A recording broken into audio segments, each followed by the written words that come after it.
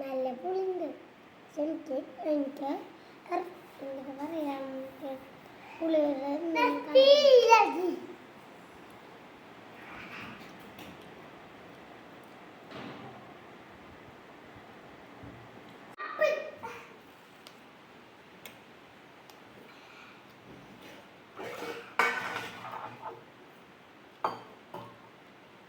ഇത് വെറുതെ തിന്നുമ്പോൾ ഉപ്പിട്ട് നല്ല പുളി തിന്നാം.